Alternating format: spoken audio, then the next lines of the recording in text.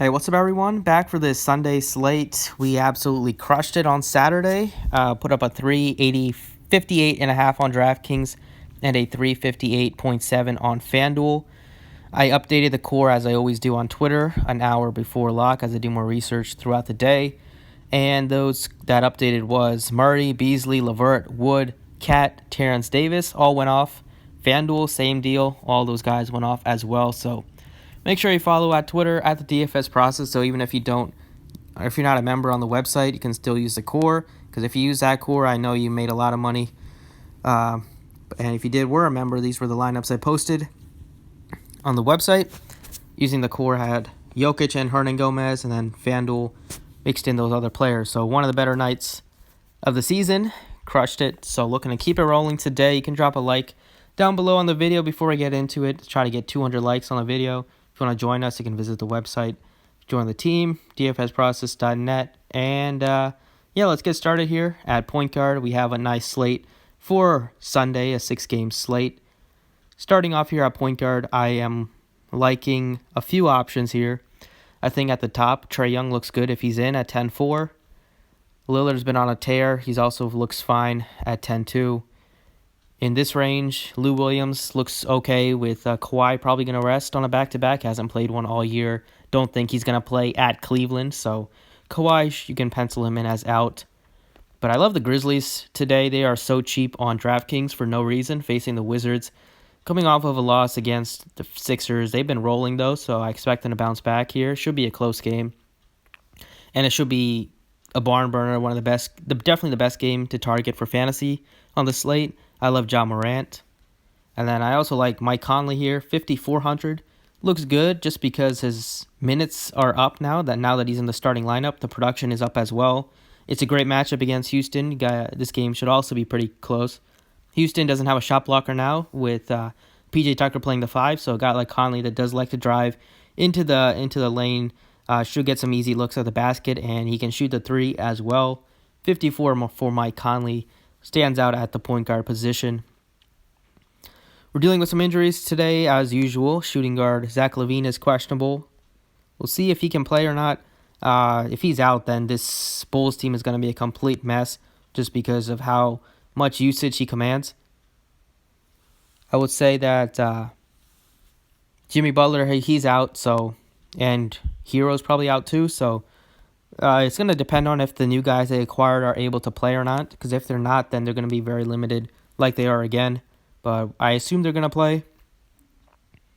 But I love Bradley Beal at 9,900. He's just, the minutes are up for him, 39 in 2 straight games, been carrying this team on his back, and gets another great matchup against Memphis. It should be a high-scoring game. Beal has just been on a roll as of late. And if I am going to be stacking the Grizzlies, I think Bradley Beal looks great as a part to run it back. It just makes a lot of sense. At small forward, Paul George looks great with Kawhi not going to play on a back-to-back. Dylan Brooks looks amazing as well at 4,900. Just don't know why he's so cheap. So those are the main ones I'm looking at. And maybe Chandler Hutchinson at 46 looks fine as well. And I don't want to touch on the Heat once we get word. Then don't want to make some guesses on who's playing and who's not playing. But Paul George, 8,100, should be able to get the job done against the Cleveland team. Coming off of a tough loss, an embarrassing loss against Minnesota. They're definitely going to need to get a win against Cleveland. And George should be able to get that job done for the team. He's also cheap, 8,100. At power forward, it's like Morris is fine. You can play him if he's probably going to start in place of Kawhi if he's in. I love Jaren Jackson, just way too cheap. He's never been under 6,000 in like his last over 2 months, and now all of a sudden he's under 6,000 in a great matchup against Washington. It makes no sense. You just love the Grizzlies today. Love Jaren Jackson. At center, I also like Embiid, if he's in, 82 is a great spot. Valanciunas is at a good spot too, 71. Harrell with Kawhi out looks good, gets more usage. But I also think you can go cheap here if you want and play like Rui Hachimura. Just if you want a game stack, you can't go wrong with this first game. $4,800 for him is still at a good price point. He is still way too underpriced to where he was before he got hurt. The minutes are trending up. Don't think he's going to all of a sudden play like 35, 36, but if he can get you 31, 32 here, the production should be there in a great matchup against Memphis. And then last but not least, at guard, I like Dylan Brooks is too cheap. $4,900 for Dylan Brooks. I had to do a double take when I saw that salary for a guy that's been pretty solid as of late, and this matchup is just so good against Washington. No reason why these Grizzlies are as underpriced as they are. You should expect some heavy chalk for them today, but it makes a lot of sense. And then over on FanDuel here, pretty much same kind of deal where I'm liking Trae Young looks great at the top, 97. The Sixers, if Embiid is out, then Simmons would look good. But that's going to be like you're going to have to talk about Simmons. You'll have to talk about Burks and Tobias. So they're both Horford and Embiid are questionable. We'll see if either one can play or not. But I like John Moran a lot, 6,200. Mike Conley also looks good at 56. And then depending on the Heat news, Dragic and Nunn would be fine plays as well. But right now, John Morant looks great, 6,200 for him. Hasn't had a big game in like his last four, struggled, but gets a great matchup. Should be a spot where he can get you at least 30 fantasy points, if not 40. At shooting guard, it's Bradley Beal looks great, 10-3.